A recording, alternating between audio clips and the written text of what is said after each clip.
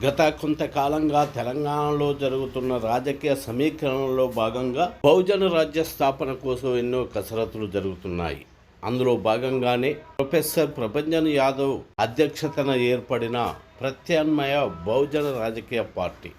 ఈ పార్టీకి అన్ని వర్గాలు, ఎస్సీ ఎస్టీ బీసీ మైనార్టీ వర్గాలు కొంతమంది కలిసి చర్చించుకొని ఈ పార్టీని స్థాపించుకోవడం జరిగింది. ఈ దేశంలో కుల వ్యవస్థ, బ్రాహ్మణికల్, మతోన్మాదం మనుషుల్ని విభజించి పాలించడం అనేది పెట్టింది. కానీ తెలుగుగా విభజించి పాలించడం అనేది బ్రిటిష్ వాళ్ళు పెట్టిందని వాళ్ళ మీకు పెట్టేశారు. విభజించి పాలించడం అనేది బ్రిటిష్ వాళ్ళు పెట్టలేదు.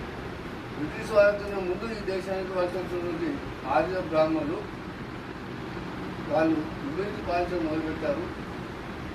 మీరు రాకముందే, బ్రిటిష్ వాళ్ళు రాకముందే మన దగ్గర వర్ణాల పైన ఉంది, కులాల పైన ఉంది. కులంలో శాఖగా పెంచింది. అది అమలు చేస్తూ ఇప్పటికీ కొనసాగుతున్నది ఆర్య బ్రాహ్మణిజం మనవారి పేరిట. అయితే ఆది నుంచి కూడా చార్వాకులు, గౌతమ బుద్ధులు అలాంటి వాళ్ళు సమాజ ఉద్ధరణకు కట్టుబడి ఈ ఆధిపత్యాన్ని వ్యతిరేకిస్తూ వచ్చారు. దాంట్లో మహనీయులు మహాత్మా జ్యోతిరావు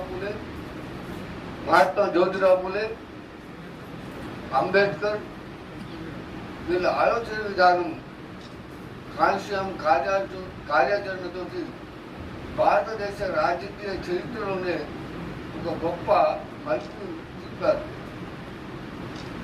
అందులో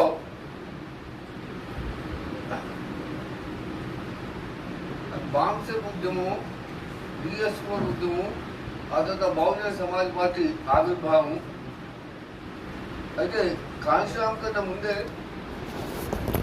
Babasaheb Ambedkar Indian labour party పెట్టిండు, షెడ్యూల్ కాస్ట్ ఫెడరేషన్ పార్టీ పెట్టిండు. ఆ తర్వాత రిపబ్లికన్ పార్టీ ఆఫ్ ఇండియా కూడా తయారు చేసింది. ఇంతలో ఆయన చనిపోయారు. So Republican party of India మహారాష్ట్రలో ఉద్యమకాలంతా దాన్ని ఎవరు చూసిన రీతిలో వాళ్ళు దాన్ని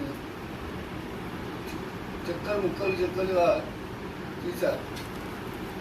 ఈ అనుభవాన్ని గమనించిన కాన్స్టిట్యూషన్ మహారాష్ట్రను వదిలేసి ఉత్తరప్రదేశ్ పోయి సామాజిక న్యాయం సూత్రంగా బహుజన సమాజ్ పార్టీని ప్రారంభించి దాన్ని ఉత్తరప్రదేశ్లో ములాయం సింగ్ యాదవ్ సమాజ్వాదీ పార్టీతో కలిసి రాజ్యాధికారంలోకి వచ్చారు. వచ్చిన తర్వాత 94లో అప్పటి ఉమ్మడి ఆంధ్రప్రదేశ్ హైదరాబాద్ కేంద్రానికి వచ్చి ఇక్కడ యూపీ తర్వాత ఏపీలోనే బహుజన సమాజ్ పార్టీ అధికారం రావాలని ప్రయత్నం చేశారు. ఆ క్రమంలో ఇదే నిజాం కాలేజీలో కోటగిరి వాసులు ముఖ్యమంత్రిగా ఉన్నప్పుడు ఆయన కులాల వారిగా మీటింగ్లు ఏర్పాటు చేశారు. కోటగిరి వాసులు బహుజన సమాజం యునైట్గా ఉండకుండా, ఐక్యంగా ఉండకుండా చేసే ప్రయత్నం జరిగింది. అట్లా వచ్చిన క్రమంలోనే ఎస్సీ ఏబిసిడి వర్గీకరణ పోరాన్ని కూడా అక్కడే ముందు వస్తుంది. సరే, అప్పటి నుంచి ఇప్పటివరకు ఈ 30 సంవత్సరాల పరిస్థితులకు ఆ వర్గీకరణ పోరాటంతో ఇక్కడ బహుజన సమాజ్ పార్టీ అధికారులకు రాలేదు. దురదృష్టవశాత్తు కాశీరాం చనిపోయాక మాయావతి ఆమె అధ్యక్షురాలైనాక బహుజన సమాజ్ పార్టీ అధికారులు రావడానికి అంతగా శ్రద్ధ చూపట్లేదు. సరే, తెలంగాణలో ఈ అనేక అస్తిత్వ ఉద్యమాలన్నింటినీ కూడా మళ్ళీ దశ తెలంగాణ ఉద్యమం మింగేసి ముందు తెలంగాణకి రానియండి, ఆ తర్వాత సామాజిక గురించి ఆలోచిద్దాం, బహుజన తెలంగాణ గురించి తర్వాత ఆలోచిద్దామని ఒక వాదాన్ని ముందుకు తీసుకొచ్చారు. మళ్ళీ అదే ధోరణులు తెలంగాణలో భూస్వామ్యటువంటి ధోరణు వెలువలు వెళ్తూ అధికారులకు వచ్చారు. 9 ఏళ్ళు టీఆర్ఎస్ పార్టీ, ఆ తర్వాత రెండో పార్టీ కాంగ్రెస్ పార్టీ అధికారంలోకి వచ్చింది. కానీ ఇక్కడ బహుజనులకు మిగిలిన మాత్రం శూన్యం. అదో 94లోనే కాంశీరాంపల్లి నుంచి పర్యటనలో మీటింగ్ పెట్టి ఓట్లు మారితే మిగిలిన సీట్లు ఓట్లు హమారా రాజకీయ హమారా అని చెప్పేసి ఆయన నినాదం ఇచ్చింది. ఆ నినాదం ఇప్పటివరకు అసంపూర్తిగా మిగిలింది. ప్రతి సంఘం, బీసీ సంఘం కానీ, ఎస్సీ ఎస్టీ మైనారిటీ సంఘాలు కానీ సంఘాలు పెట్టుకుంటారు, రాజ్యాంగం కావాలంటారు. బాబాసాహెబ్ రాసిన రాజ్యాంగం ప్రకారం సంఘాలతోటి రాజ్యాధికారం రాదు. ఎలక్షన్ కమిషన్ ఆఫ్ ఇండియాలో రిజిస్టర్ అయిన పార్టీకి మాత్రమే యూనిఫామ్లు టికెట్ ఇచ్చేటువంటి అవకాశం ఉంటుంది. అత్యధిక సీట్లు గెలుచుకున్న పార్టీని మాత్రమే గవర్నర్ కానీ, రాష్ట్రపతి కానీ ఇటు రాష్ట్రంలో అటు కేంద్రంలో ప్రభుత్వం ఏర్పాటు ఆహ్వానిస్తారు. కానీ సంఘాలు పెట్టుకున్న మనోళ్ళు రాజ్యాధికారం ఉంటుంది. సో వీటన్నిటి మీద సుదీర్ఘమైన చర్చలు చేసి, ఆలోచన చేసి మేము ఒక నిర్ణయానికి వచ్చాము. ఇదే మార్చి 15 కాంశీరాం జయంతిని పురస్కరించుకొని మేము హైదరాబాద్లో ఒక సమావేశం ఏర్పాటు చేశాం. ఏంటి, ప్రత్యామ్నాయ బహుజన రాజకీయ పార్టీ ఏర్పాటు చేసుకుందాము. సో అది పోయిన ఏప్రిల్ 13 నుంచి దాని మీద సిరీస్ ఆఫ్ మీటింగ్స్ నల్గొండలో పెట్టాం, ఖమ్మంలో పెట్టాం, వివిధ జిల్లాలలో కూడా ఆ మీటింగ్ పెట్టి ప్రజాభిప్రాయ సేకరణ చేశాం. అందరూ సానుకూలంగా ఉన్నారు. సో అందరి చొరవతోటి మేము ఒక నిర్ణయం తీసుకొని ప్రత్యామ్నాయ బహుజన పార్టీని పెడతాం. ఇది ఇంకా రిజిస్టర్ కాలేదు. అందుకని అంటే ఉన్న బీఎస్పీ కూడా ఇక్కడ ఉంది కదా, అది కూడా ప్రత్యేకంగా నిలబడలేదు. సో ఇక్కడ లోకల్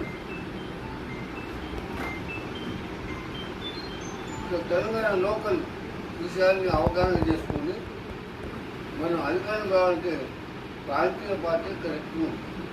దాని టీడీపీ తర్వాత టీఆర్ఎస్ తర్వాత మళ్ళీ మనకు ఒక బహుజన పార్టీగా లోకల్గా ఉండాలని మేము భావించాం. ఎందుకంటే ఆ లోకల్ ఈడియం ఇవన్నీ తెలుసుకోవాలంటే మనకు ఇది అవసరం. సో అందుకని 15వ తారీఖు నాడు ఇక్కడ కాంశీరాం జయంతి పురస్కరించుకొని మేము ప్రత్యామ్నాయ బహుజన పార్టీ ఆవిర్భవించింది. దానికి కమిటీ కూడా వేసుకున్నాం. ఆ కమిటీ అందరి సంప్రదింపులతో ఏకగ్రీవంగా కమిటీని వెనుక్కున్నాం. ప్రస్తుతం మాకు ఎన్నికైన కమిటీలో నేను అధ్యక్షుడిగా ప్రత్యామ్నాయ బహుజన పార్టీ, ఇది అతి త్వరలో రిజిస్ట్రేషన్ అయినాక దాని ఒరిజినల్ పేరు మీకు తెలియజేస్తాం. నా తర్వాత ఉపాధ్యక్షుడిగా డాక్టర్ వీరస్వామి మాదిగా ఈయన ఉపాధ్యక్షుడిగా ఉన్నాడు. ఆ తర్వాత తాలపల్లి శేఖర్ గౌడ్ ట్రెజరర్ కోశాధికారిగా ఎన్నికయ్యారు. ఆ తర్వాత అడ్వకేట్ స్వర్ణలత ఒక 5 నిమిషాలు వస్తుంది, ఆమె జనరల్ సెక్రటరీ. ఇవాళ మహిళా బిల్లు పెట్టి 33% ఇచ్చింది. అందులో బీసీ మహిళలకు లేదు, ఆ కోటాలో మా వాటా లేదు. 96 ఆగిపోయిన బిల్లు 6 ఎంపీలు దాన్ని ప్రజలను చించేసి పార్లమెంట్ నుంచి బయటకు వాకౌట్ చేసి వచ్చారు. అందులో బీజేపీ ఎంపీలు కూడా 2 ఉన్నారు, మన బండారు దత్తాత్రేయ, ఉమాబాబు. కానీ బీజేపీ నాయకత్వంలో ఓబీసీ ప్రధానమంత్రి అని చెప్పుకుంటే ఆయన బీసీ మహిళలకు వాటా లేకుండానే ఆ కోటాలో ఆ బిల్లును పాస్ చేసిండు. సో దీన్ని మేము వ్యతిరేకిస్తున్నాం, ఖండిస్తున్నాం. ఎందుకంటే ఆయన నిజమైన ఓబీసీ ప్రధానమంత్రి అయితే ఆయన వెంటనే చట్టసభలో బీసీలకు 27% మండల కమిషన్ సిఫార్సుల మేరకు 27% రిజర్వేషన్లు కల్పించాలి. అలాగే మహిళలకు కూడా మహిళా బిల్లులో వాళ్ళకు రిజర్వేషన్లు కల్పించాలి. ఆ తర్వాత మాకు సెక్రటరీస్గా బాలకృష్ణ, నేను పెద్దపల్లి నుంచి, సందీప్